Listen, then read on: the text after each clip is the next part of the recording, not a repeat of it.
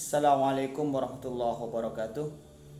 Bismillahirrahmanirrahim. Alhamdulillahirrabbilalamin. Puji syukur kehadirat Allah Subhanahu wa taala.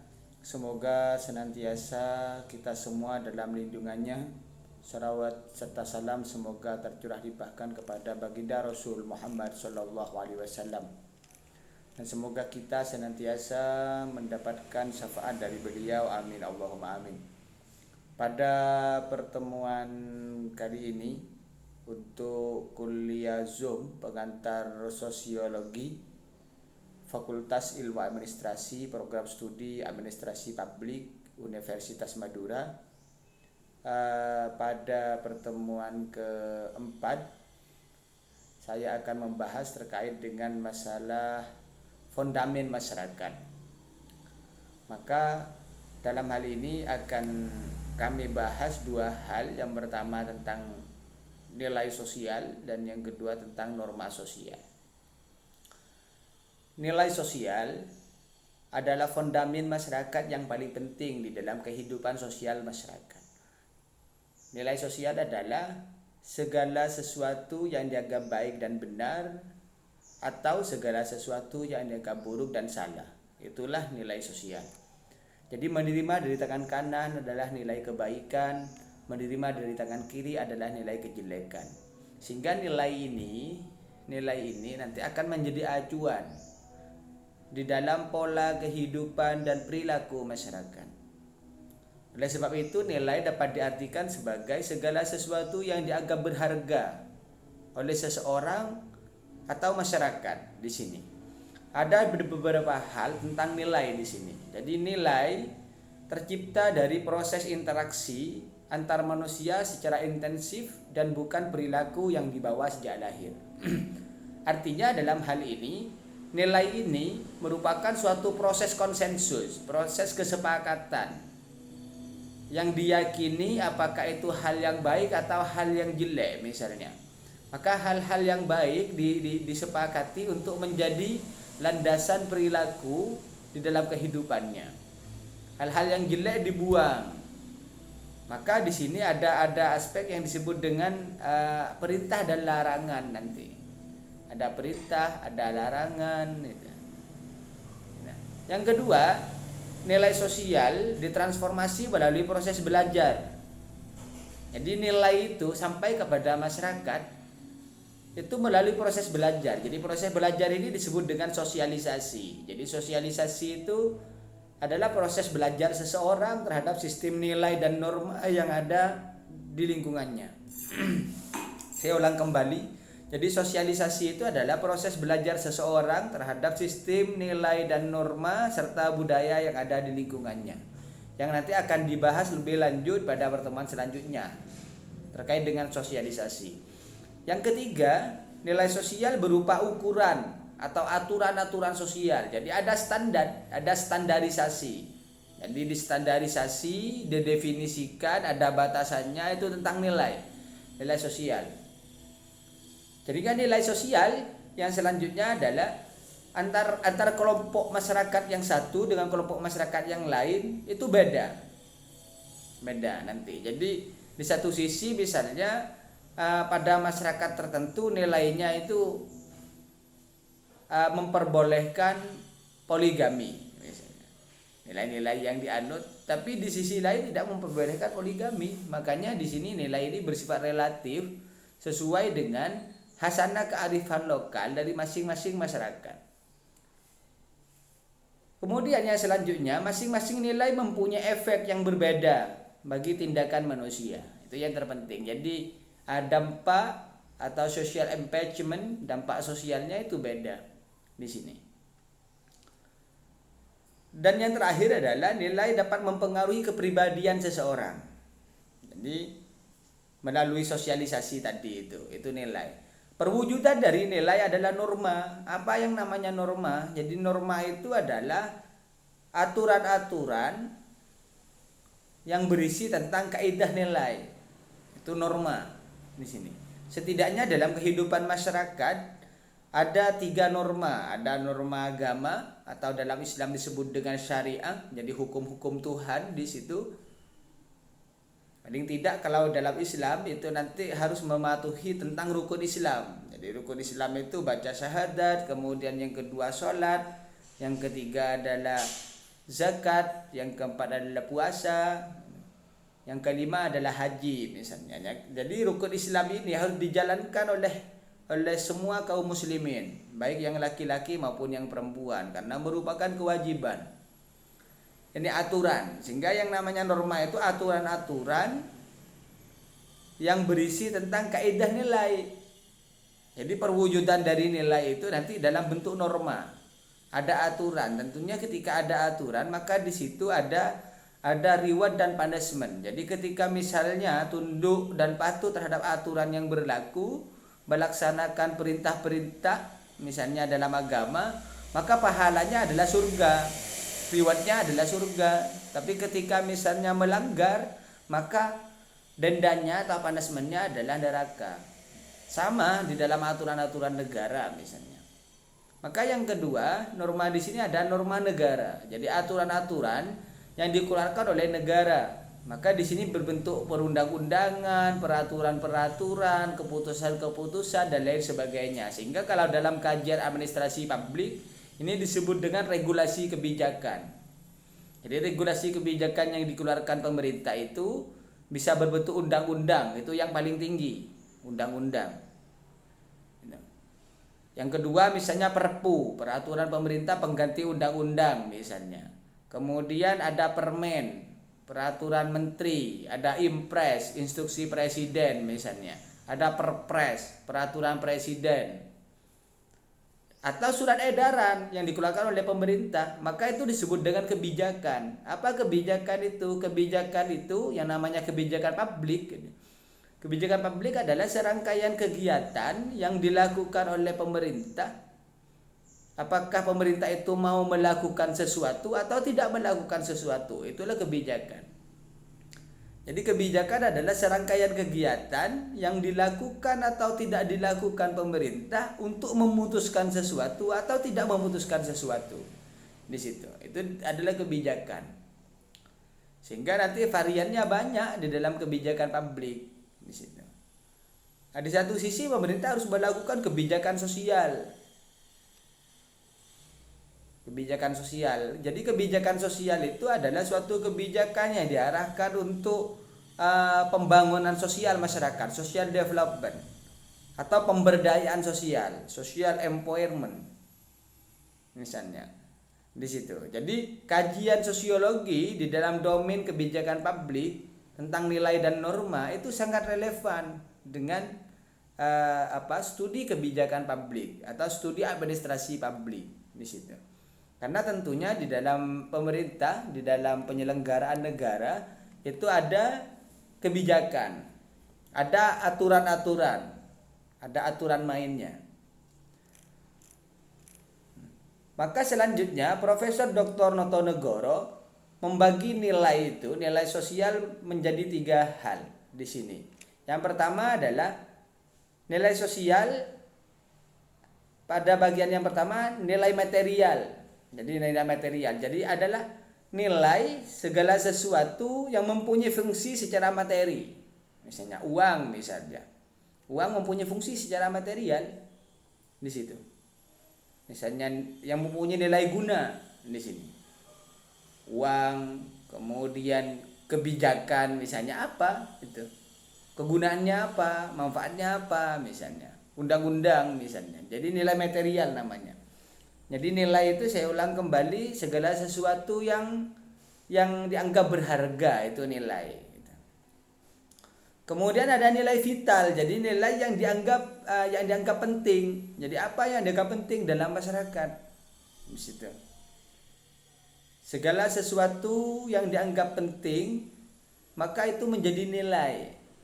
Jadi kalau pada masyarakat Madura itu nilai-nilai yang kemudian dijadikan sebagai pegangan, values atau nilai-nilai yang dijadikan pegangan adalah konsep bepak bepuk guru rato misalnya. Maka asas ketundukan terhadap kedua orang tua yaitu bapak dan ibu. Yang kedua adalah guru. Jadi asas ketundukan pada guru. Kemudian yang ketiga adalah pemerintah. Maka ini adalah nilai vital yang menjadi pegangan pada masyarakat Madura. Jadi banyak filosofi itu. Masyarakat Madura itu mempunyai filosofi yang luar biasa. Jadi ada konsep atau konsep nilai yang disebut dengan konsep tretan tibi misalnya. Jadi orang-orang Madura yang hidupnya ada di daerah perantauan, ketika dia ketemu dengan sesama Maduranya, ketika sesama orang Maduranya itu misalnya mendapatkan masalah, maka pasti dia solidaritas sosialnya itu kuat. Gotong royongnya kuat.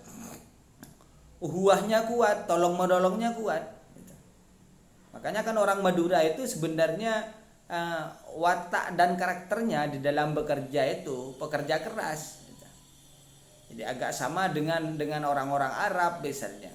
Kenapa? Karena orang Madura itu mayoritas adalah orang-orang yang ahli perantauan. Jadi hampir di daerah-daerah itu orang Madura ada.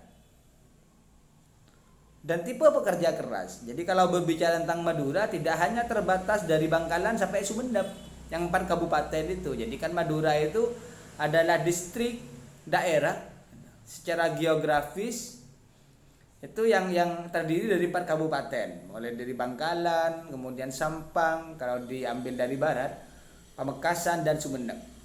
Tapi ternyata ketika berbicara masyarakat Madura tidak terbatas pada 4 kabupaten ini. Kenapa? Karena Situbondo ya Madura, Bondowoso Madura, Probolinggo Madura, Lumajang Madura, bahkan Jember sebagian adalah Madura. Kenapa? Masyarakat di sana itu banyak orang-orang Madura. Jadi dia walaupun mereka itu walaupun tinggalnya di tanah Jawa, ternyata kultur kemudian nilai-nilai yang dijadikan pegangan itu sangat Madurais, sangat dominan Maduranya di situ. Bahkan kalau di Madura itu yang dalam tanda kutip itu kurang terpuji, ada konsep yang disebut dengan lebih baik putih tulang daripada putih mata. Maka di Madura itu berkembanglah yang namanya budaya carok. Makanya kan kalau berbicara Madura sudah mempunyai ikon yang sifatnya berskala internasional yang tidak dimiliki oleh daerah-daerah lain. Satu, Madura sebagai pulau garam. Jadi kalau menyebutkan pulau garam misalnya, maka pasti yang terbenak di pikiran orang itu adalah Madura. Tidak ada pulau garam yang lain kecuali Madura. Dan ini internasional. Kenapa saya katakan internasional? Karena hanya Madura di dunia yang kemudian disematkan pulau garam itu kepada Madura. Itu yang pertama. Yang kedua adalah kerapan sapi. Jadi kerapan sapi itu kan berskala internasional. Kalau garam tadi berskala internasional juga. Jadi kalau berbicara garam ini menjadi identitas masyarakat Madura yang pertama. Yang kedua menjadi komoditas ekonomi masyarakat Madura. Itu yang terpenting. Jadi garam itu selain menjadi komoditas ekonomi unggulan masyarakat Madura, yang kedua juga menjadi identitas masyarakat Madura dan menjadi identitas daerah.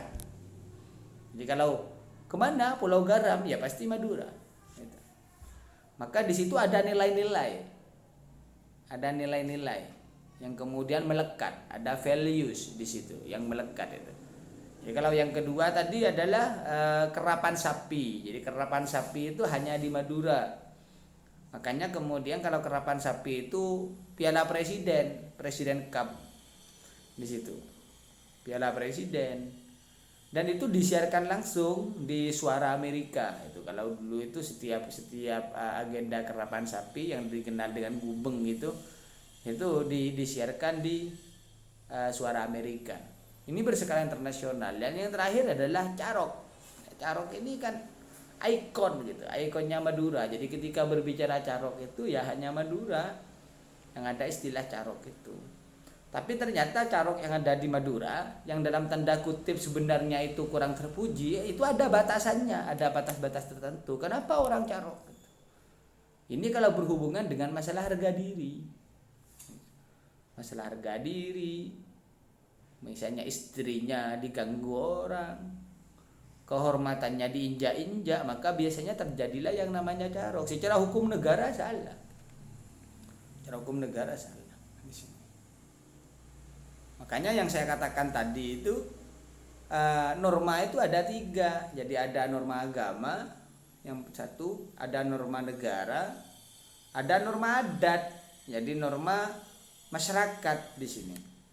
Maka norma ini, ketiga norma ini tidak boleh bertentangan, harus berjalan harmoni, harus berjalan selaras. Jadi misalnya ketika norma negara atau norma agama, misalnya norma agama menerapkan hukum potong tangan bagi mereka yang mencuri di dalam syariah Islam, maka itu tidak bisa diterapkan di Indonesia. Kenapa tidak bisa diterapkan di Indonesia? Karena bertentangan dengan sila pri kemanusiaan dan pri keadilan. Jadi kalau Indonesia kan menjunjung tinggi asas-asas kemanusiaan, humanitas di sini. Maka hukum potong tangan tidak bisa diterapkan di Indonesia. Sekalipun agama atau Islam mensyariahkan hukum potong tangan bagi mereka yang mencuri. Tapi ketika ini diterapkan di Indonesia tidak sesuai dengan asas peraturan perundang-undangan atau kaidah-kaidah nilai dan norma yang berlaku di Indonesia. Karena bertentangan dengan pri kemanusiaan dan pri keadilan di situ. Maka alternatifnya gimana? Bagi mereka yang mencuri maka masuk di dalam hukum pidana, masuk dalam hukum perdata misalnya. Maka dipenjaralah dia. Itu punishment-nya. Hukum adat misalnya. Jadi hukum adat, hukum masyarakat ini cenderung tidak tertulis. Cenderung tidak tertulis kalau hukum adat. Jadi suatu misal kalau misalnya mereka kalau di daerah kita, di daerah kami di daerah pedesaan misalnya mengecat rambut itu warna selain hitam itu boleh menurut hukum agama misalnya. Ada yang memperbolehkan, tidak memperbolehkan semua, ada yang memperbolehkan misalnya dicat merah, dicat hijau misalnya. Ada yang memperbolehkan. Tapi hukum masyarakat melihat bagi mereka yang mengecat rambutnya maka sudah dianggap miring, maka dianggap negatif. Kenapa? Karena di daerah pedesaan itu biasanya bagi mereka yang dicat rambutnya biasanya sudah diberi label, makanya ada teori labeling, di stigma kalau dia itu anak tidak benar dan lain sebagainya, macam-macam. Makanya jangan kemudian istilahnya ini benar menurut agama misalnya, ini benar menurut negara, tapi lihat dulu di sekitar kita. Makanya yang terpenting adalah di mana bumi dipijak di situ langit dijunjung. Maka kita harus menyesuaikan diri dengan keadaan. Makanya ini yang disebut dengan sistem sosial. Jadi kalau di dalam teorinya Parsons itu disebut dengan sistem sosial. Jadi sistem sosial itu oleh Parsons dibagi menjadi beberapa hal yang disingkat dengan agil itu.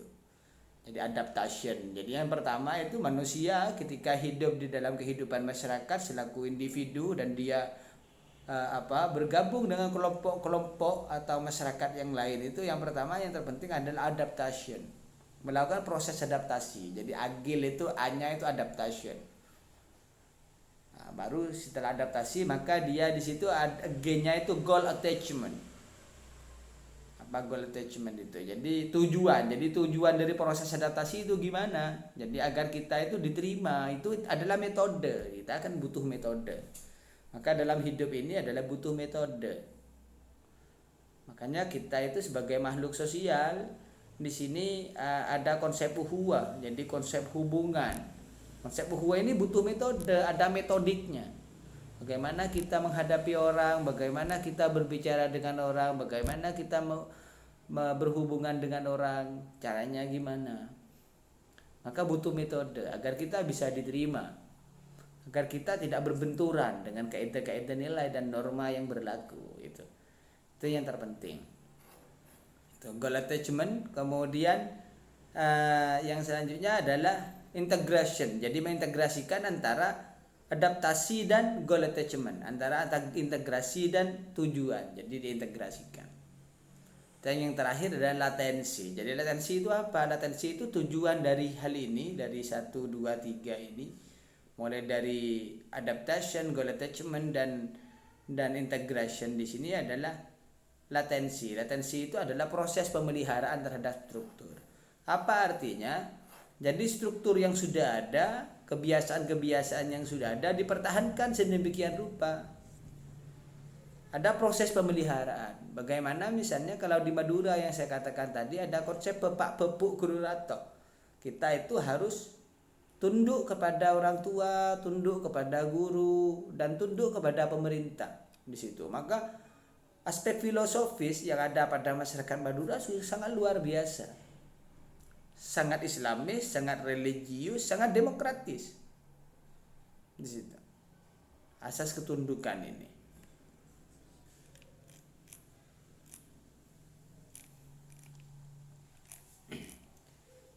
Kemudian pada sisi yang lain, norma sosial ini ada beberapa hal, ada beberapa tingkatan.